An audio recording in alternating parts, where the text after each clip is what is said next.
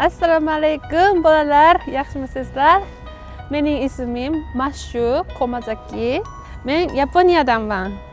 Hozir Toshkentdagi Yunus Rajabiy nomidagi O'zbek Milliy muzika san'at institutining magistratura bo'limida dutor yo'nalishda birinchi kursda o'qiyapman. Men o'zbek tilini eng birinchi o'rganganim 10 yil oldin edi. 10 yil oldin birinchi marta O'zbekistonga keldim. Buxoro shahri 32-maktabida muzika fandan dars berishga keldim va 2 yil yashagan edim. Maktabida dars berayotganimda o'zbek chiroyli xalq kuylaridan ham men ham o'rgandim.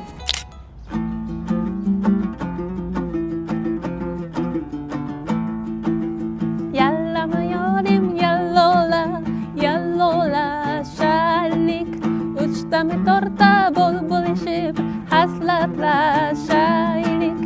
Yallama yorim yallola, yallola shaylik, uchtami torta bo'lishib haslatlashaylik. Yallama yorim yallola, yallola shaylik, yallola shaylik, uchtami torta bo'lishib haslatlashaylik. Uchtami torta bo'lishib haslatlashaylik. O'zbekistonga kelib, men juda ham hayron bo'lgan narsa bor edi. O'zbek xalqlar hamma shunaqa talabalardan yosh kattalarigacha hamma odamlar men o'zbek tilini gapirsam va o'zbekcha qo'shiqni aytsam hamma xursand bo'lib rahmat deb minnatdorchiligini aytib berdilar. Yanada xursand bo'lib o'zbek tilini o'rgangim keldi.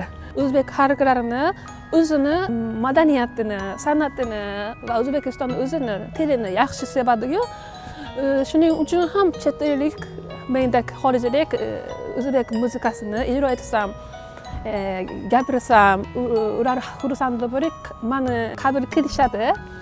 Va meni talaffuzga, nimaga, grammatikaga u boshqacha aytyapsiz deb hech kim shunaqa aytmaydi.